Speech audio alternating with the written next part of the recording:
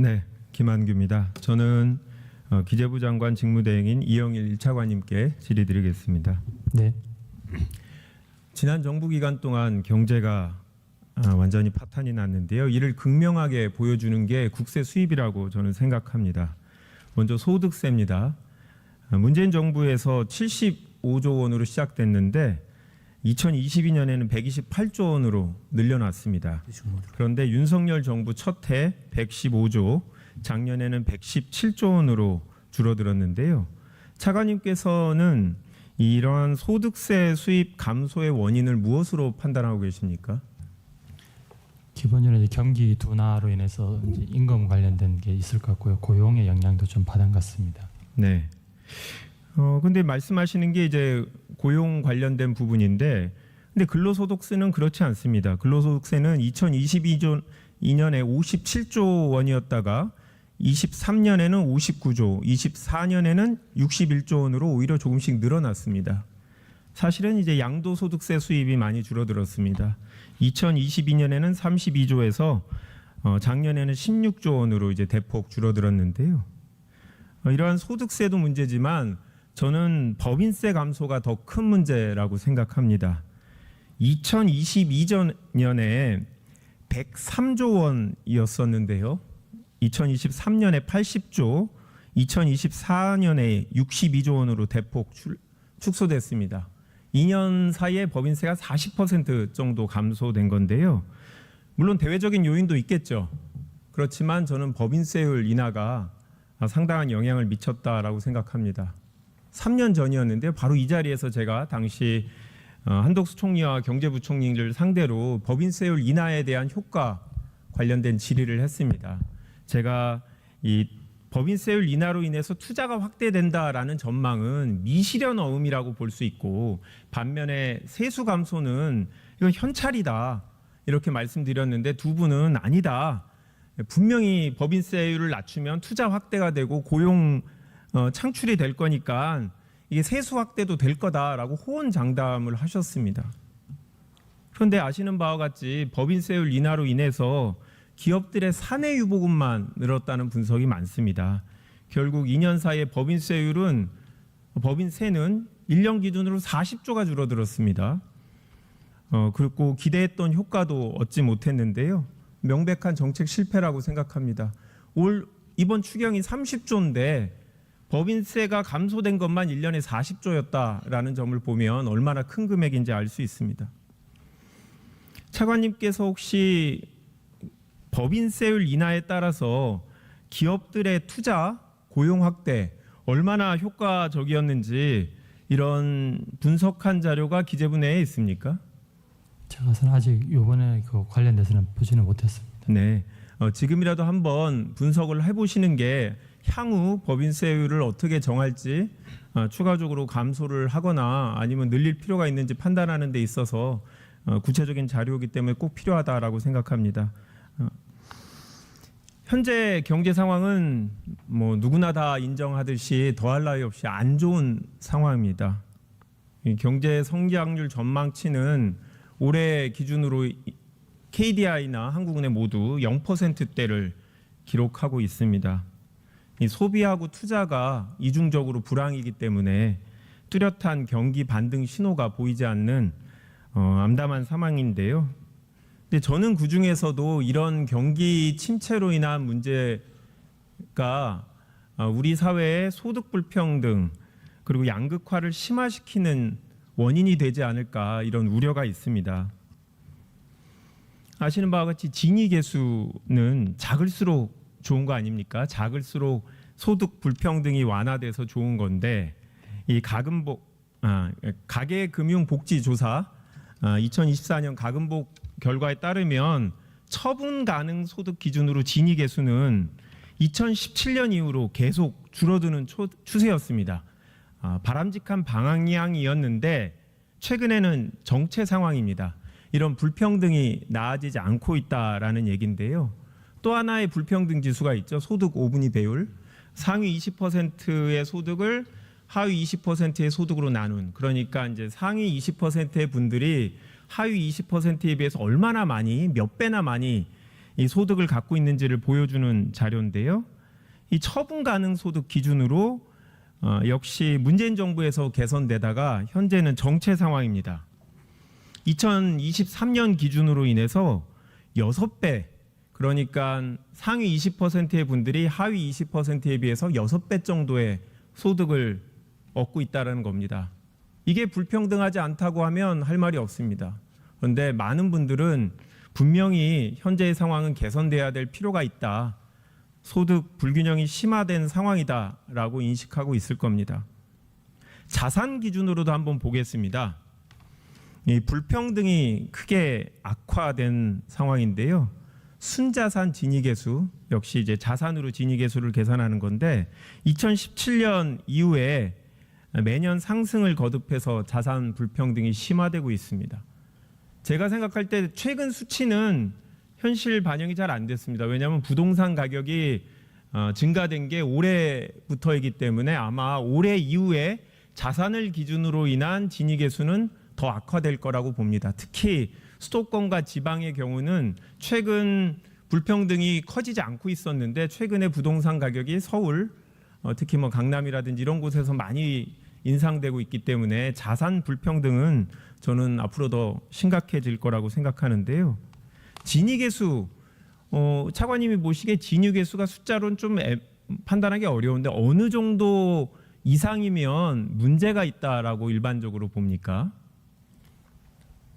그렇게 딱 선언적으로 말씀드리긴 좀 어려울 것 같은데요. 저희가 그 전에 한 3.8까지 있다가 그 3% 0.3 초반까지는 와 있는데요.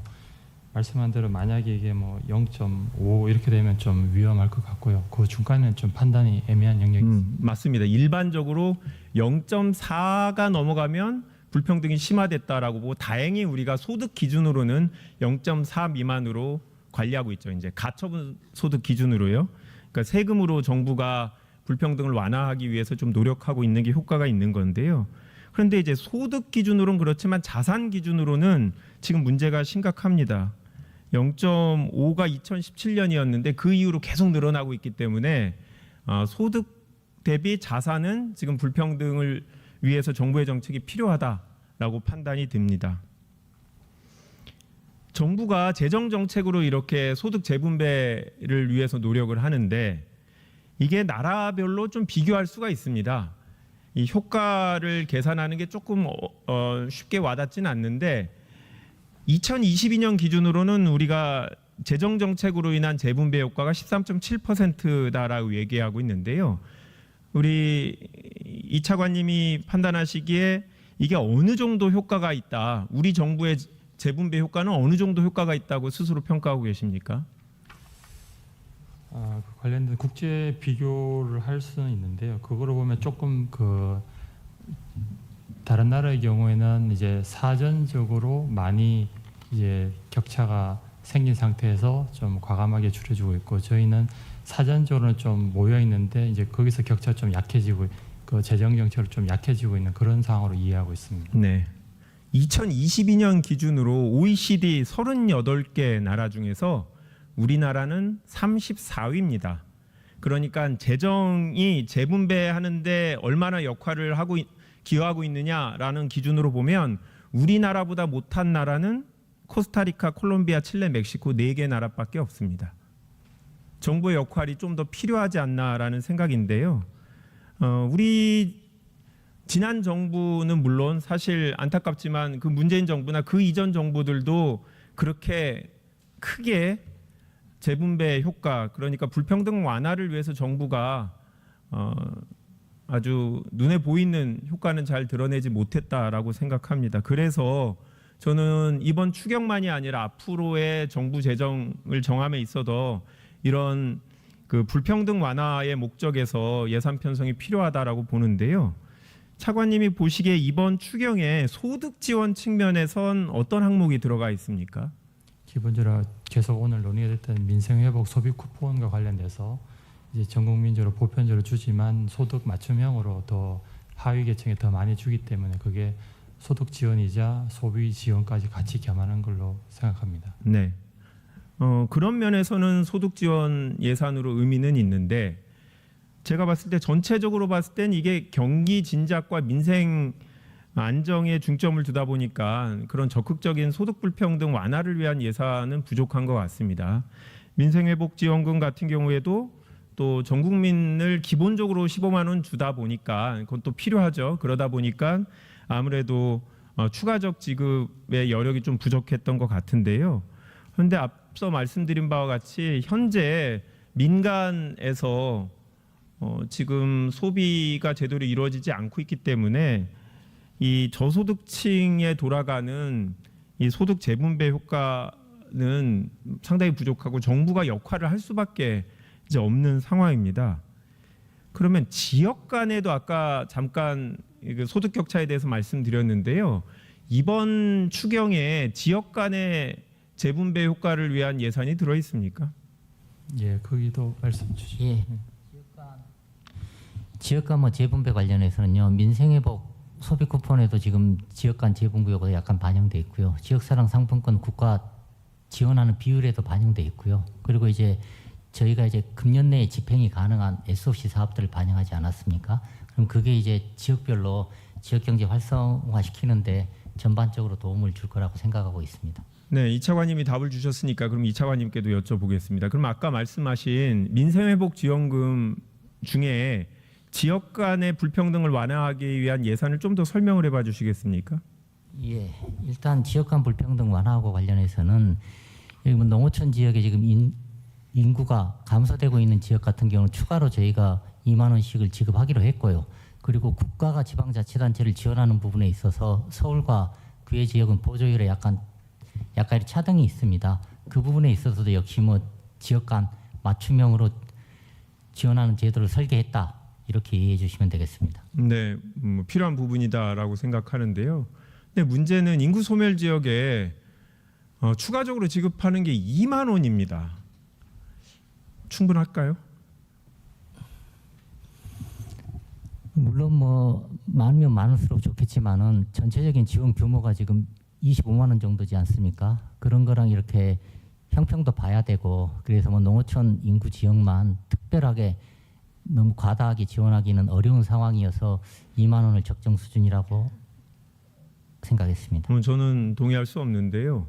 2만 원보다 넘는 게 과다하다라고 저는 생각하지 않습니다. 앞서 말씀드린 것처럼 우리가 법인세율 인하로 인해서 1년에 줄어드는 예산이 40조인데 요번에 추경 그것도 세입 조정을 제외하고는 실질적으로 20조밖에 안 됩니다. 딱 절반을 지급하는 건데 법인세 감면으로 인한 금액의 절반을 지급하는데 1인당 2만 원을 추가적으로 더 지급한다. 저를 포함해서 저희 당의 많은 의원들은 최소한 인구 소멸 지역은 5만 원 정도는 추가로 지급을 해야 불평등 완화를 위한 한 걸음을 내딜 수 있는 정도가 된다라고 생각이 들고요.